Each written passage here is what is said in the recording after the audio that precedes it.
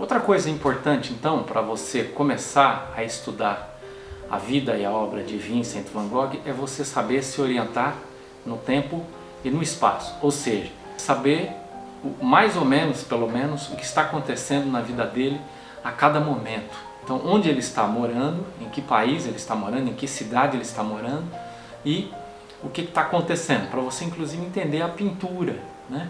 Para você poder contextualizar a pintura, para você entender a história que está por trás de cada pintura. Então eu vou fazer uma passagem relativamente rápida sobre alguns dados ou alguns fatos sobre a vida dele que são importantes ou aqueles que mais se destacam. Então, primeira coisa que você precisa saber é que Vincent van Gogh é um homem do século XIX. Nasceu no ano de 1853 e morreu em 1890, ou seja, nasceu em meados do século XIX e morreu antes de acabar o século XIX. Teve uma vida bastante curta, né? Viveu apenas 37 anos e pintou apenas entre os 27 e os 37 anos e deixou um legado de mais de 800 pinturas a óleo, mais de 800 desenhos, uma imensidão de cartas. Então um homem que viveu tão pouco, ele de fato deixou um legado bastante importante, bastante interessante. Datam de 1862 os primeiros desenhos que nós temos notícia de Vincent van Gogh, portanto uma criança ainda, e ele já desenhava. Ele gostava de passear, sobretudo em meio à natureza, muitas vezes levava um caderninho e fazia desenhos, seja por estar inspirado por estar em meio à natureza, às árvores, à vegetação, seja simplesmente tentando copiar personagens, né? Animais, árvores, espécies de árvore. A partir de 1869, ele começa a trabalhar como empregado da filial das casas Goupil na cidade de Haia, né? Que fica na Holanda. O Vincent van Gogh começou como uma espécie de funcionário faz-tudo, alguém que atendia balcão, alguém que ajudava a arrumar os estoques, e ele trabalhava então numa casa chamada Casa Goupil, que era uma empresa internacional com filial na Holanda, na Inglaterra, na França. Um dos acionistas dessa empresa era o tio do Vincent van Gogh. Então ele começou a trabalhar naturalmente por causa do benefício aí dado por seu tio. Não ficou muito tempo trabalhando, né? Ele começou a se desentender com os familiares, começou a se desentender com clientes. Provavelmente ele opinava muito sobre as obras que estavam disponíveis. Ele mesmo menino já frequentava bastante museus, entendia relativamente bem de arte. Quando ele começa então a se mostrar muito instável na filial de Haia, ele é transferido para a filial de Londres, e ele então vai morar na cidade de Londres. Esse período que ele vai morar na Inglaterra talvez o período em que a experiência religiosa está mais forte na vida dele, né?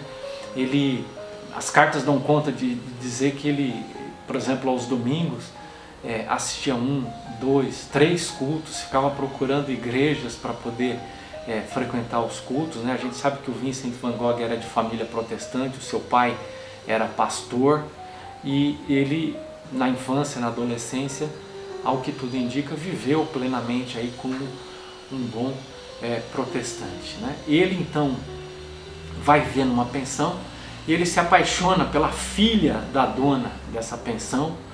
Ele corteja essa moça, é rejeitada por ele, e isso a gente pode dizer que é a primeira grande frustração amorosa de Vincent van Gogh. Ele começa então, provavelmente afetado por se dar mal no amor, por ter sido rejeitado por essa moça. Ele começa a se tornar um péssimo empregado em Londres, e ele então é transferido para Paris, né? Olha que tio bonzinho, né? Já tinha levado da Holanda para a Inglaterra, e agora da Inglaterra para Paris, tentando movimentar aí, tentando fazer com que esse jovem recobrasse os seus ânimos. Então, a partir de 1875, ele vai viver em Paris. Ele vai morar especificamente no bairro de Montmartre, né, na cidade de Paris, que é onde viviam os boêmios, onde viviam os artistas, né? Eu tive a oportunidade de conhecer esse bairro, né? Um bairro bastante interessante, cheio de ruas estreitas, pavimentado com pedras, com galerias de arte, com casas, muitas casas, apartamentos históricos. E aí então ele continua bastante religioso. E aí então ele está trabalhando em Paris e ele sente muita falta da família e, sem avisar ninguém, provavelmente inspirado pela ocasião, né? Fim de ano, época de Natal, chegando perto do Natal, ele abandona o trabalho e vai visitar a família na Holanda, né? E foi por isso que ele então acabou sendo definitivamente desligado das casas Goupil, né? Não foi por falta do tio dele tentar mantê-lo no trabalho, né? Certamente o fato dele ser sobrinho teve um peso muito grande, afinal de contas ele foi removido 3 vezes e, a despeito disso, ele ainda abandonou o seu trabalho, e aí então essa foi a gota d'água para que ele fosse demitido. Em 1876, então ele retorna para Paris, os seus patrões o despedem, e aí então ele volta, depois de um tempo, de alguns meses, ele volta então para morar na Holanda com os pais, né? Começa a trabalhar como professor, depois numa escola anglicana do Sr. Stokes em Rangeist, na Inglaterra, né? Olha que movimentação, Paris, Holanda, Inglaterra, e depois ele é transferido para a escola do Sr. Stokes em Isleworth, que fica ali nos arredores de Londres. Ainda neste ano ele é despedido e vai trabalhar com o Sr. Jones como ajudante de pregador. Olha só quanta coisa esse Vincent van Gogh vai fazer até ele se encontrar e se identificar profundamente como um pintor habilidoso que ele foi. Em 1877, ele entra como empregado em uma livraria na Holanda, mas logo deixa também o emprego e volta para a cidade de Amsterdã, ou vai para a cidade de Amsterdã para estudar, para se tornar pastor. Ele então tem a aspiração de ser pastor, como o seu pai, que era pastor, vai para a capital para ter aulas com um professor particular, para, a partir dessas aulas, estar apto ou estar preparado para os exames admissionais na faculdade de teologia. Ele começou então a estudar, começou a tomar aulas particulares e logo percebeu que não ia dar muito certo, né? Eu fico imaginando Vincent van Gogh estudando latim, estudando grego, polemizando com conceitos teológicos, e logo ele percebeu que isso não ia dar muito certo. Então, em 1878, ele abandona os estudos, sai de Amsterdã,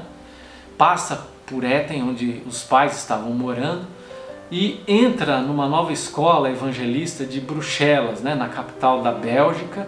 Depois de 3 meses ele não é nomeado. Aí ele parte voluntariamente para a região do Borinage, também na Bélgica. Aí sim ele consegue uma nomeação para atuar como missionário. Ele fica alguns meses atuando como missionário entre trabalhadores das minas de carvão. Ele fica um tempo, as pessoas gostam do trabalho dele, mas depois a igreja fica decepcionada porque ele era muito identificado com os trabalhadores das minas de carvão, e as histórias que são cantadas a respeito dele é que ele havia se descuidado completamente da sua aparência, né? Não tomava banho, não trocava de roupa, só pensava em estar ali junto com as pessoas, prepara sermões, envia vários desses sermões por cartas para o seu irmão, prega o tempo todo aos mineiros, está muito feliz com esse trabalho, mas infelizmente a igreja se escandaliza com o comportamento radical dele e não renova o seu vínculo para que ele continuasse ali atuando como missionário na Bélgica. A partir de 1879, então, ele se descuida muito da saúde, ele tá com o corpo todo tendo problemas, né? Tá fraco, tem problemas na dentição, né? E aí então o seu vínculo como missionário não é renovado. A partir disso, desse rompimento da igreja com ele, provavelmente ele perde a fé, ou pelo menos a fé no sentido institucional. No meu modo de ver, ele continua místico, mas num sentido bastante diferente agora, né? Muito mais assim, uma mistificação da natureza, uma certa mistificação dos personagens que sofrem e vai romper, vai abandonar o vínculo com qualquer instituição religiosa daqui em diante. Nessa virada de 879 para 1880, ele leva uma vida um pouco assim, perdido, desorientado, faz longas caminhadas, às vezes caminha dezenas de quilômetros, né? Até os pés ficarem machucados, dorme na rua como se fosse um mendigo, uma pessoa como que querendo através da caminhada, tentando encontrar o que vai ser, o que vai fazer, tentando entender o que vai acontecer com a vida dele. E aí então ele começa a desenhar. Aparentemente o projeto inicial dele era desenvolver bem a habilidade como desenhista que ele já, de certo modo, tinha desde criança, mas ele queria desenvolver essa habilidade a ponto talvez de se tornar um ilustrador de revistas. E aí, a partir de 1880, ele começa a desenhar com grande intensidade, vai para Bruxelas, ainda em 1880, faz amizade com um pintor e começa então a querer aprender alguma coisa, né? Ele vai, em 1881, procurar um primo dele que era pintor, que era artista, se aconselhar com ele, o que ele tem que fazer para se tornar pintor, recebe uma série de conselhos. Nessa época também que ele se apaixona por uma das suas primas, corteja a prima, mas é também rejeitado pela prima, causa um grande escândalo entre os seus familiares, porque ele fica obstinado por essa prima, insiste, vai lá e quer falar com ela, e a família tenta esconder a moça para ele não poder falar com ela, e ele insiste, até ser definitivamente rejeitado por ele. Aí ele vai passar um tempo com seus pais, né? Mas veja, a partir de 1882, já as relações com o primo, que era pintor, começam a se tornar tensas. Ele começa a ter problemas muito sérios de relacionamento com as famílias, por causa da insistência com a prima, por causa da relação tensa com o primo, que era pintor. E aí, para consolidar esse rompimento com seus familiares, ele começa a pintar e acolhe na sua casa uma prostituta que estava grávida e que tinha uma criança pequena já, e ele então vai ficar com essa moça que vai ser a amante dele e vai ser também a modelo. Ele começa, em princípio, apenas levando ela para casa para que ela pudesse posar como modelo, mas depois desenvolve uma relação afetiva bastante importante com ela, bastante duradoura com ela. Mas aí vem a pressão dos familiares, né? Você imagina um pai pastor protestante com um filho morando com uma prostituta. Isso era certamente motivo de escândalo para todos os familiares, mas também vai ser pressionado pelo Theo, que a essa altura já era o seu mantenedor financeiro, que provavelmente, além de reprovado do ponto de vista moral o relacionamento, provavelmente o que pesou mais era o fato de que para ele era difícil manter o Vincent. Imagina manter o Vincent com uma mulher, mais duas crianças. Isso cria uma ferida muito grande com a família, exceto com o Theo, que era o seu mantenedor, mas acaba que ele vai ter que desistir dessa moça. Bom, ele fica doente a partir de 1883, né? O irmão de fato consegue convencê-lo a abandonar a Zin, né, que era a sua companheira, e ele vai então para a Holanda, né, para encontrar com seus pais. Em 1884 ele cuida da mãe, que tinha sofrido uma fratura na perna, e parece que as relações familiares começam a ficar um pouco melhores, mas logo ele se desentende com a família, provavelmente discutia muito com o seu pai, mas também o fato dele ficar procurando as moças para que pudessem posar como modelos para ele, e talvez isso gerasse boatos de que ele estava assediando as moças, e isso cria um problema. Então ele sai da casa dos pais, aluga 2 quartos de um sacristão da Igreja Católica. Então imagina um filho de um pastor protestante indo morar numa residência de um sacristão da Igreja Católica. Ele corteja mais uma moça, a relação não dá muito certo, havia boatos de que ele teria engravidado a moça, o que não é verdade. Em 1875, o seu pai morre, o relacionamento com o pai aí se deteriora mais uma vez. O pároco de Noeno proíbe que seus fiéis posem para Vincent, e assim então ele resolve deixar a Holanda, e a partir de novembro, no final do ano de 1885, ele vai para a Bélgica de novo. Aí então ele se inscreve para a Academia de Belas Artes de Antuérpia, mas ele tem um período muito rápido, muito curto nessa academia, porque discute muito com seus mestres, contesta muito o que eles estão prescrevendo para que ele faça, e ele, depois de pouco tempo, vai para Paris, onde ele procura frequentar de novo a Academia de Artes para poder aprender, em tese, aprender algo na área de arte, mas também entra em conflito com os professores e também com os estudantes, Então é muito interessante, Pessoas que conviveram com ele narram isso, Primeiro, ele era muito falante, muito polêmico, muito impetuoso, mas diz que ele botava o cavalete enquanto pintava, com aqueles gestos fortes, com aquela impetuosidade, e diz que bufava e resmungava enquanto pintava. Isso certamente incomodava não só os professores, mas também os estudantes. Ele se aproxima dos pintores impressionistas durante esse período em Paris. Ele vai morar junto com seu irmão, o Theo. Esse apartamento está localizado também no bairro de Montmartre, na cidade de Paris. Eu estive na frente desse apartamento, ele está preservado e está identificado com uma placa de caráter memorial, dizendo que ali viveu Vincent van Gogh com o seu irmão entre os anos de 1886 e 1887. E aqui, então, nessa segunda passagem por Paris, um período um pouco mais longo, ele começa a ser inserido no circuito de pintores e pintoras, sobretudo os impressionistas, vários nomes bastante conhecidos da pintura desse período vão conhecer ou serão conhecidos por Vincent van Gogh.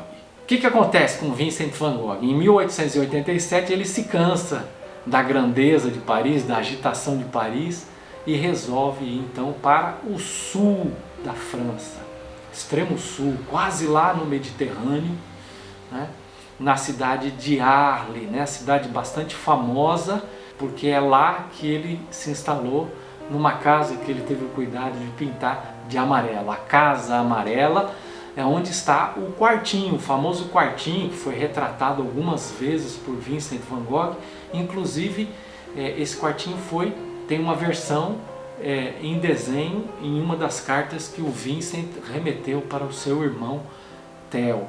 Em 1888, finalmente ele chega em Arles, convida o seu amigo Paul Gauguin, tinha feito amizade com ele em Paris, para morar com ele na Casa Amarela. O Gauguin, depois de vários meses, resolve ir para lá, fica algumas semanas e os dois logo se desentendem, e numa dessas situações de desentendimento, de briga, de tensão com o Paul Gauguin, que o Vincent van Gogh então corta um pedaço da sua orelha, enrola esse pedaço da orelha num pedaço de pano e leva num prostíbulo e oferece como presente para uma das moças, que ficavam ali no prostíbulo. Então ele tem um colapso nervoso, uma crise nervosa bastante importante, vai ficar internado inicialmente na cidade de Arles, mas aí os moradores ficam bastante preocupados e tensos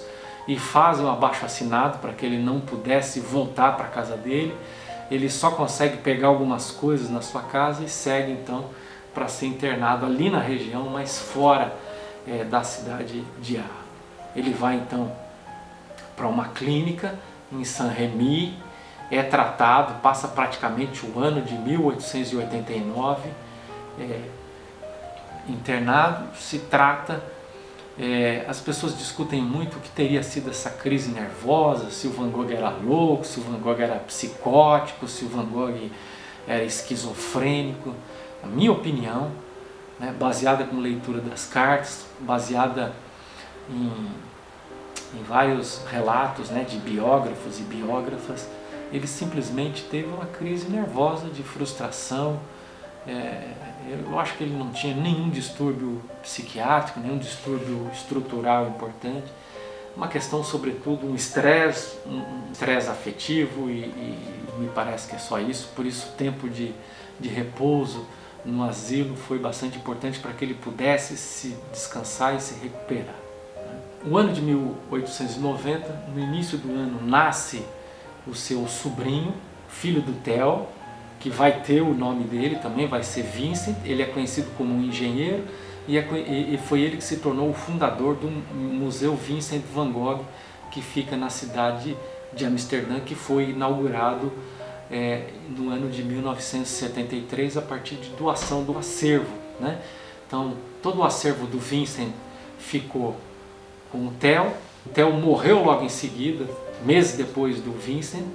A esposa ficou com esse acervo. Quando a esposa morreu, ficou então com o filho do Theo, né? E aí então, quando ele já estava ficando velhinho, ele fez uma doação para o Estado, não só das cartas, mas também dos quadros, dos desenhos e de todo esse material. O Vincent van Gogh passa por Paris para visitar o irmão, para conhecer o sobrinho, e vai para uma cidade relativamente próxima de Paris, um pouco mais de 30 quilômetros ao norte de Paris, uma cidade chamada Auvers-sur-Oise. Ele vai ser atendido pelo Dr. Paul Gachet, vai ser acompanhado pelo Dr. Paul Gachet, pinta bastante, talvez o período mais produtivo da vida dele, mas a gente não sabe, ele morre no final do mês de julho. Tradicionalmente, as pessoas consideram que ele teria se suicidado, mas há argumentos importantes, interessantes. A gente vai ter oportunidade de falar sobre isso ainda um pouco mais para frente. Provavelmente foi atingido por um tiro, talvez um disparo acidental, talvez um disparo ocasionado por uma luta corporal, né? Infelizmente ele morre.